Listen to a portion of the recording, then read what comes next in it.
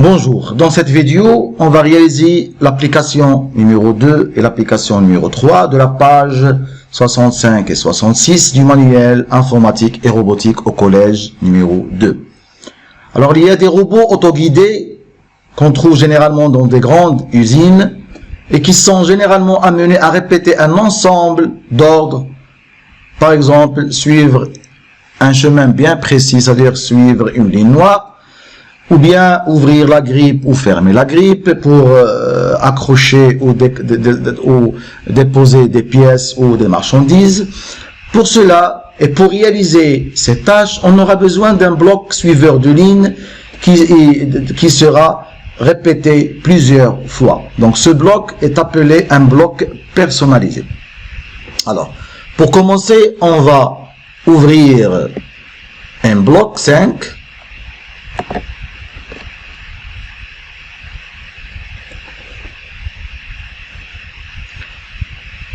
Alors, il faut s'assurer que Mbot, on a déjà ajouté l'appareil Mbot, voilà.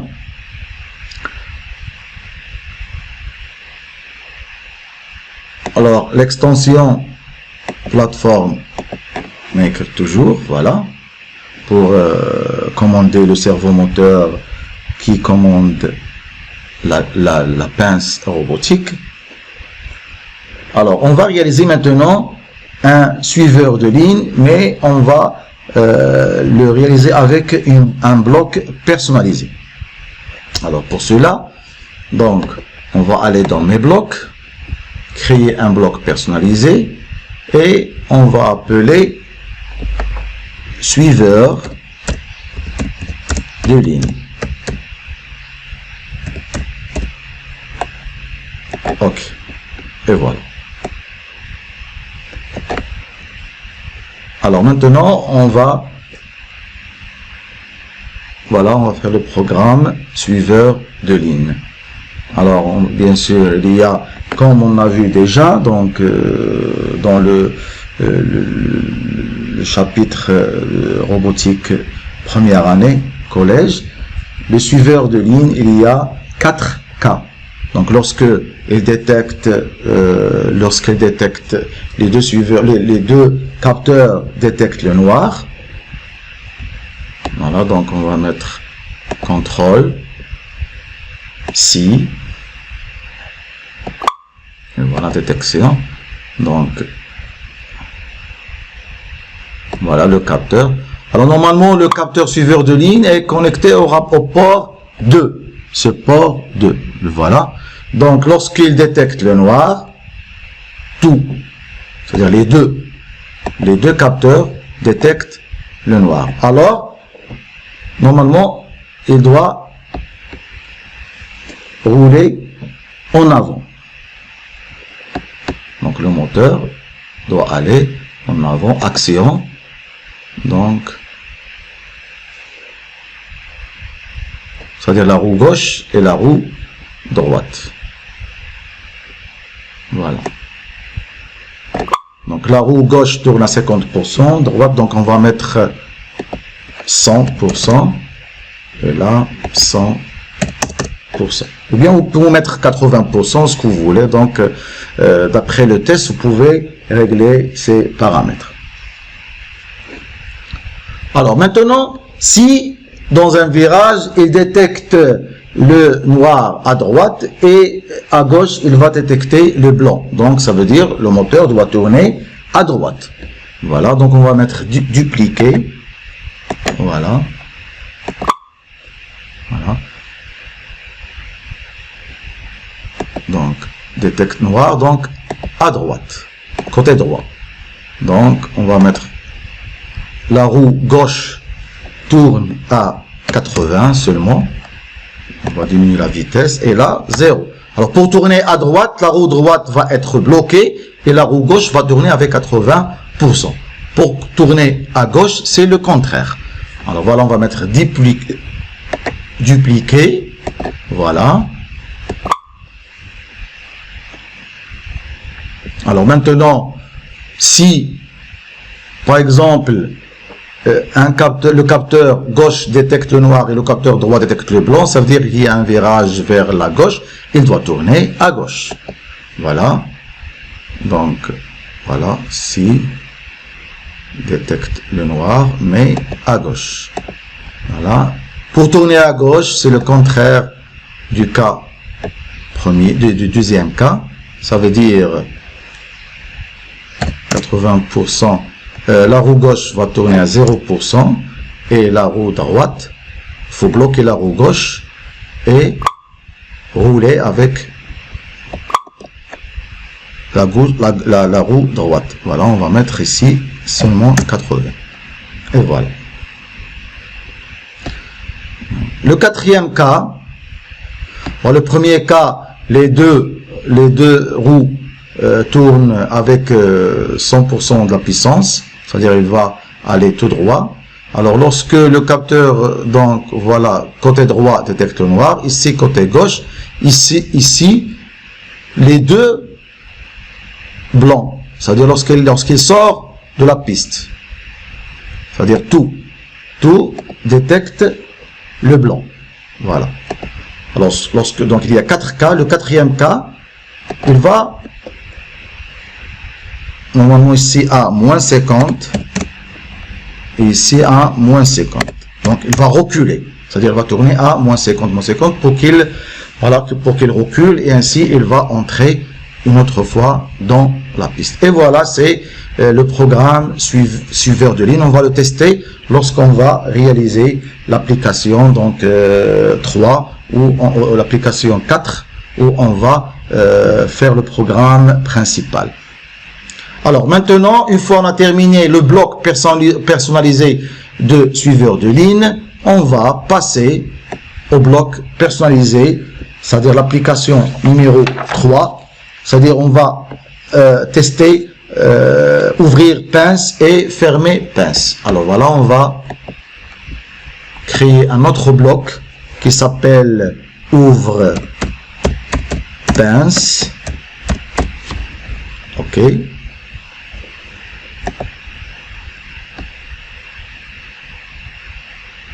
Et un autre bloc, c'est-à-dire comme un sous-programme. C'est bloc comme un sous-programme. Lorsqu'on travaille avec un programme principal, à chaque fois, on peut appeler ce sous-programme et lorsqu'il termine cette tâche, il va revenir au programme principal. Alors, on va l'appeler ferme pince. Et voilà. Alors, on va commencer avec ouvre pince. Et là, ferme pince. Voilà. Ouvre pince et ferme pince. Alors, on va mettre une temporisation de 0,5 secondes. Et on va aller dans cerveau port. Donc on a dit que le cerveau moteur qui commande la pince est relié au port 4, slow numéro 1. Voilà, pour ouvrir la pince, il faut mettre 0 et une autre temporisation d'1 seconde. Et voilà. Alors de même, pour définir ferme pince,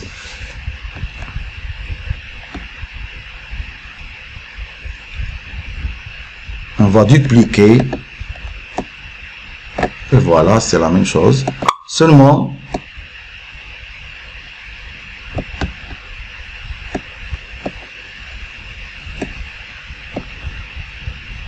au lieu de mettre 0, on va mettre 90.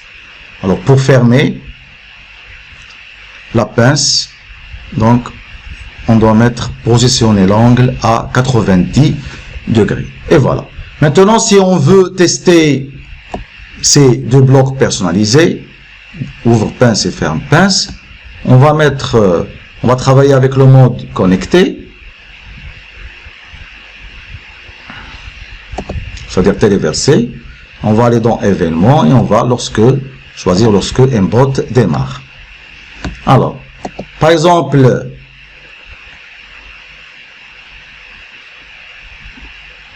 si la touche A de la télécommande, voilà, si détection, si la touche A de la télécommande est appuyée, alors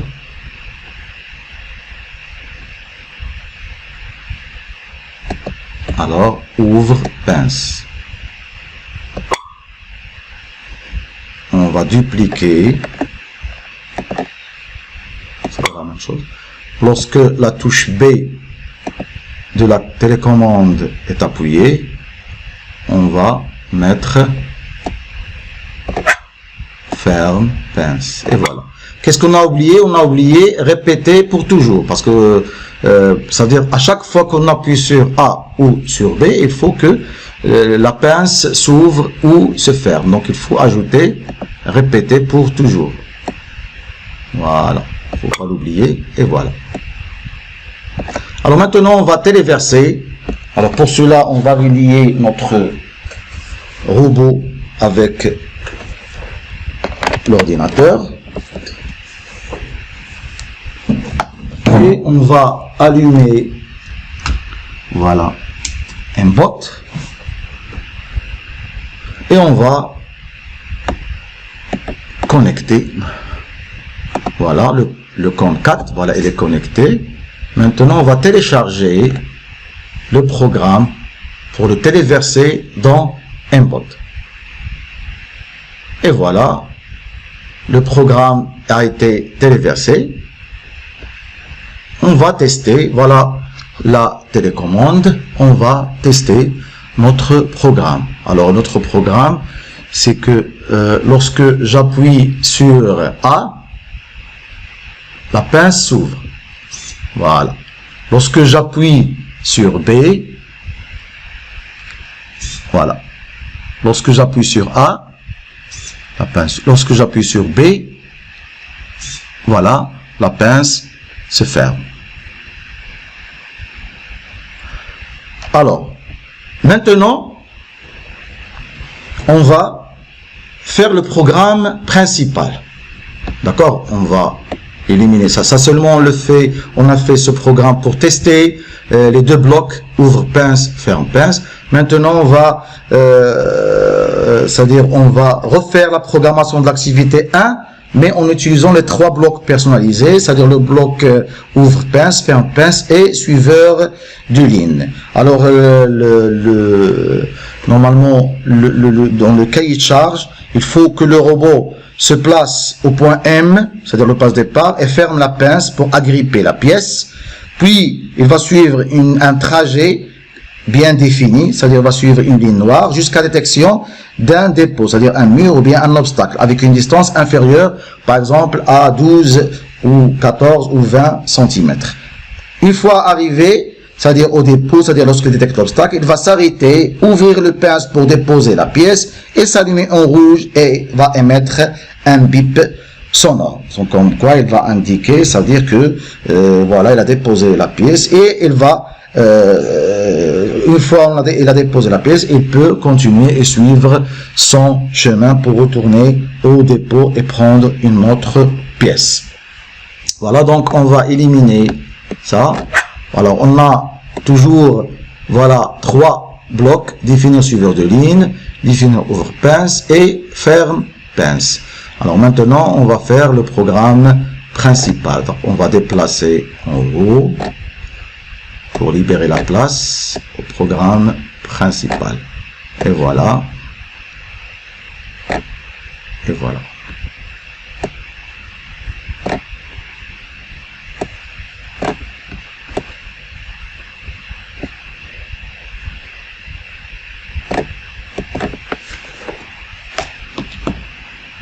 Alors, toujours on va travailler avec le mode automate. Lorsque le mbot démarre, ouvrir premièrement, ouvre pince. Puis, attendre jusqu'à, alors, voilà, attendre jusqu'à un appui sur le bouton carte de Mbot.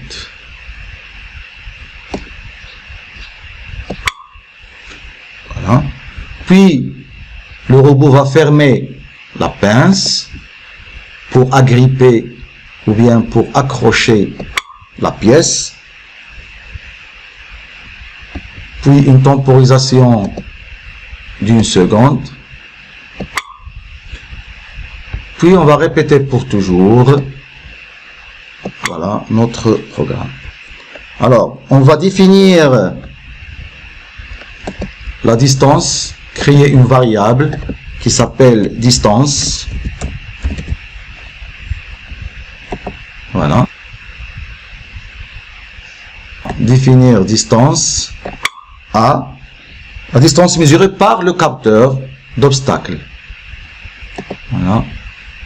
On va chercher ici. Voilà, voilà, voilà. Distance mesurée par, voilà. C'est-à-dire, on va définir distance A, distance mesurée par le capteur ultrason, donc du port 3, qui est relié au port 3. Donc, voilà, c'est le capteur ultrason qui va capter la pièce, qui va capter, par exemple, qui va détecter l'obstacle, pardon, il va détecter l'obstacle, un mur qui est donc d'un dépôt, par exemple. Voilà. On continue. Puis il va afficher, donc dans la matrice à l'aide, il va afficher la valeur, c'est-à-dire il va afficher la distance. Voilà, donc on va aller dans apparence. Donc il va afficher donc le panneau.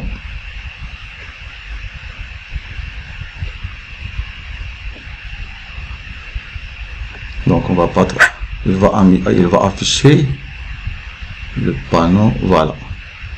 Il va afficher le nombre, voilà.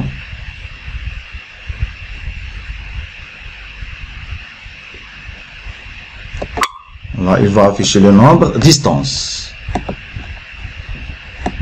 C'est-à-dire si la distance est 20 cm, il va afficher 20, 40 cm, il va afficher 40. Comme ça, le robot va indiquer à chaque fois la distance entre le robot et l'obstacle. Alors, si et voilà, et si on va travailler avec si, sinon, voilà.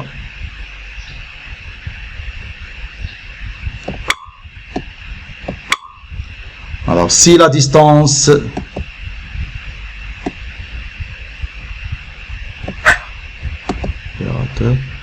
normalement, c'est la distance inférieure, on va travailler avec inférieur et supérieur. Voilà. Et distance. Voilà. Alors, c'est la distance inférieure à 12 et par exemple supérieure à 10. Pourquoi on a mis supérieur à 10 pour ne pas considérer la pince comme un obstacle.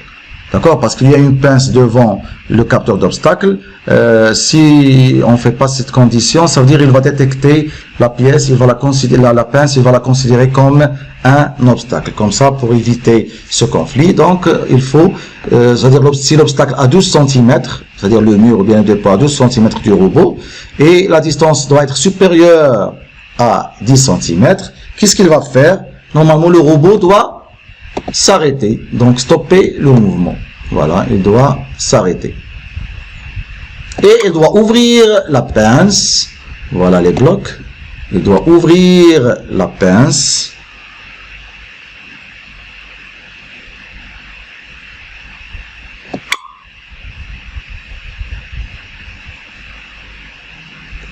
Voilà, pour déposer la pièce. Puis il va s'allumer en rouge. Voilà, dans apparence.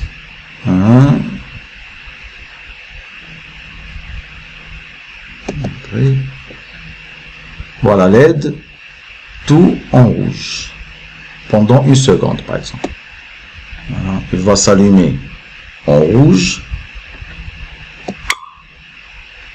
Puis il va jouer la fréquence, par exemple 700, vous pouvez changer ces paramètres. La fréquence, c'est-à-dire il va donner un bip sonore, comme ça il indique que voilà, il a déposé la pièce. Donc ça veut dire il y a un message sonore et visuel. Sonore par un bip sonore et visuel par l'allumage des LED rouges. Alors sinon, suivre une ligne. Voilà. Voilà. C'est-à-dire toujours il suit la ligne noire. Si la distance est inférieure à 10, supérieure à 10, c'est-à-dire s'il détecte un obstacle, il va s'arrêter, il va s'allumer en rouge et émettre un bip sonore. Sinon, toujours, il va continuer son chemin. Et voilà, on a terminé notre programme. Maintenant, on va le tester. Alors, on va télécharger. Il est déjà connecté. Voilà.